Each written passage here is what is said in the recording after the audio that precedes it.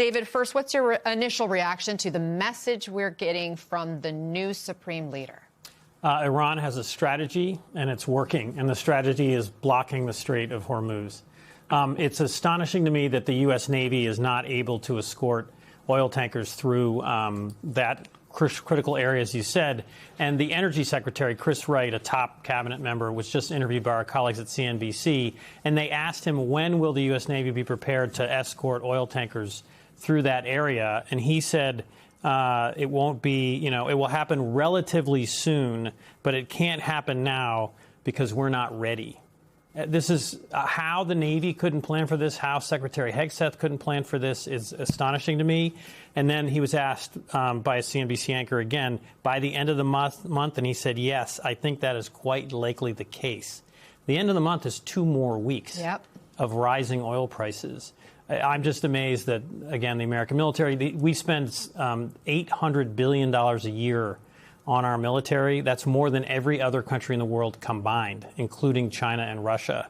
So something went wrong here, and the Navy has to make this, secure the strait sooner, or, prices will continue to rise. Well, and clearly Iran's strategy to put the financial pain and the pressure on the global economy in this war is working for it. Colin, the supreme leader, also suggested Iran may open up new fronts in this war if it continues. You wrote a piece in The Atlantic warning of what Iran might do when it has nothing to lose.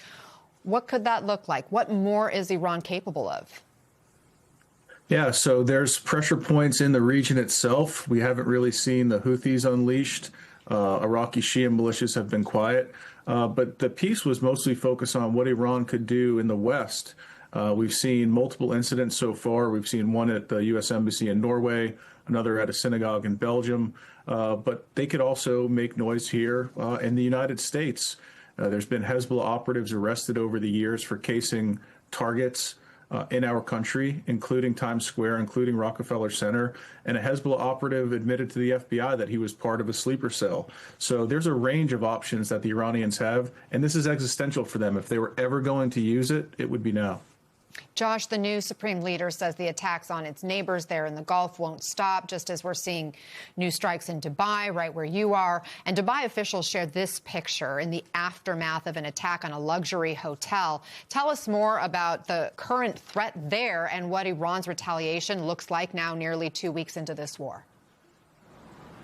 Yeah, and Anna, it was notable that the Dubai government did release that picture. They've been very careful not to release images of damage and get it out into the social media bloodstream, which is not to say there's a lot of damage across Dubai. Actually, they've been very effective at knocking down most of the drones that have targeted or appeared to be targeting civilian areas in the city of Dubai.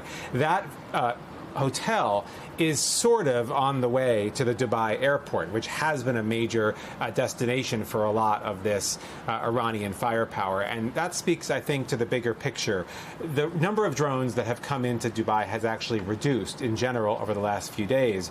The targeting has been very clearly more strategic than indiscriminate as it was early in the war. They've been going after the airport relentlessly. They've been going, of course, after ships in the Strait of Hormuz and oil infrastructure, and that clearly is continuing, if ramping up.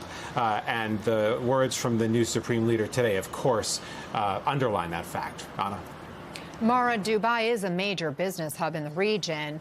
What's your reaction to Josh's reporting and the fact that, the UAE is now very openly showing the realities of this war, even if it means deterring potential business?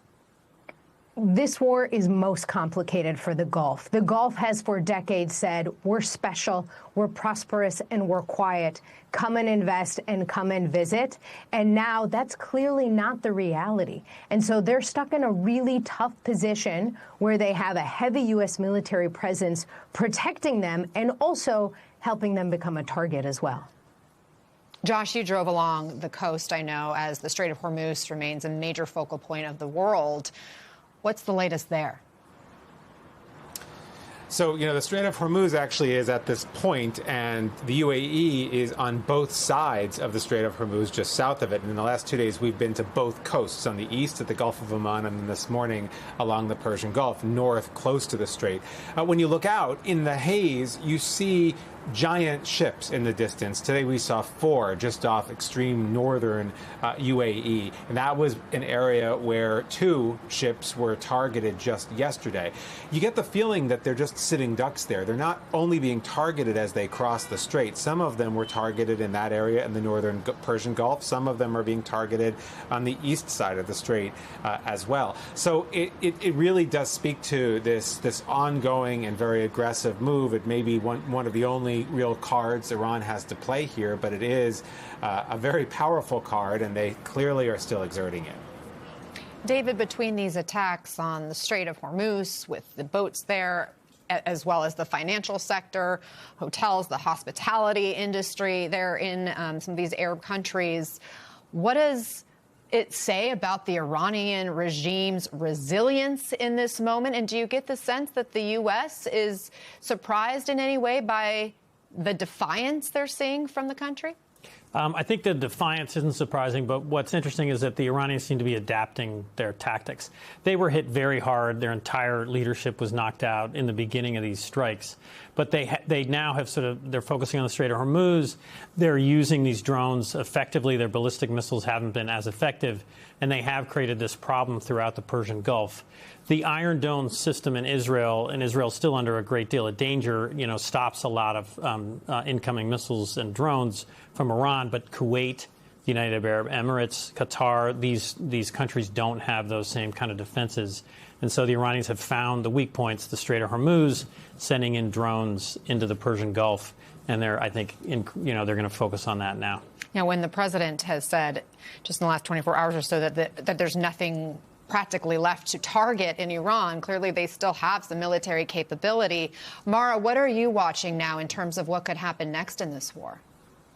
There are really 2 indicators that I'm focused on. One, are we seeing any defections in Iran, political, military, security service defections? So far, not a lot of evidence. Number 2, who has the weapons?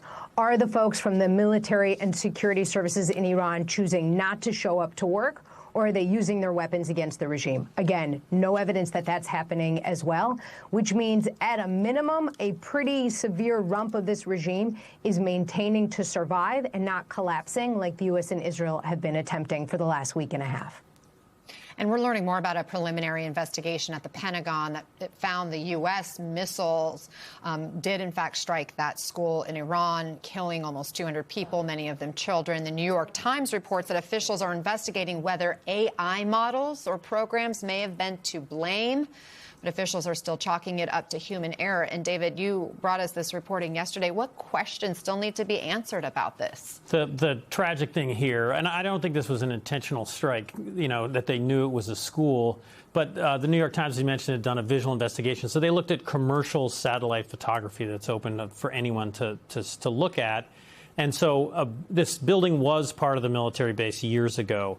3 to 5 years ago, it was made into a school. A wall was put up. There was playgrounds built. There's areas of asphalt you can see in these satellite photos where the boundaries of fields were painted. The walls of the school were painted pink and blue. There were new entrances created to one side of near this building to let students come in and out. If someone had double-checked and looked at recent satellite photos, they should have seen these indications. This is not part of a military base anymore. Why didn't that happen? Was the problem AI, as you mentioned? Were they rushing to bomb too many things too quickly? But it's tragic. Again, 175 people, the majority of them elementary school children. And this would be the worst civilian casualties, one of the worst in decades for the U.S. military. It's quite tragic, no matter who's to blame. Colin, we know the Iranian regime is going to take this and run with it. There's this propaganda machine inside that country. Does this incident now help the regime retain power? Can they use it to bolster their standing with the public?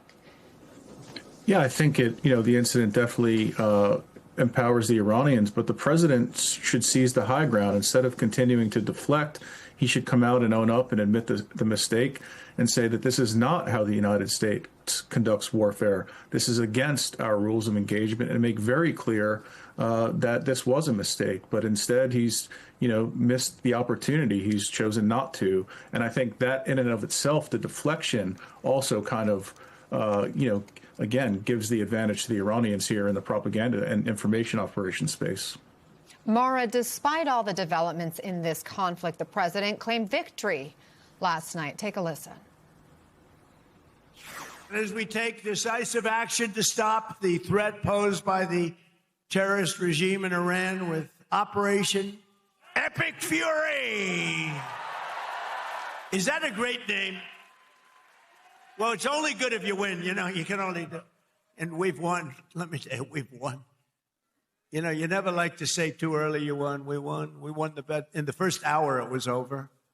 But we won. He says, we've won multiple times there. Mara, what message does the president and commander-in-chief send to the public in remarks like that and to the troops? So look, the U.S. military has achieved a lot in this conflict. Iran doesn't have much of a navy, an air force. Its missile program has been severely degraded, its nuclear program, a whole bunch of its political and military leaders. And yet, remember, the bar for the Iranian regime is really low. All it has to do is survive. That's not a whole lot. And so I think right now President Trump is in a somewhat awkward position where he can point to all of these conventional operational successes, and yet strategically, the primary goal of bringing down this regime has clearly not occurred. And what we really need to hear from now is what's he trying to do next. Does he have an idea of who's going to fill the space? What will it look like to try to transform this regime? Or are we now signing up for a very, very long, potentially even more bloody conflict?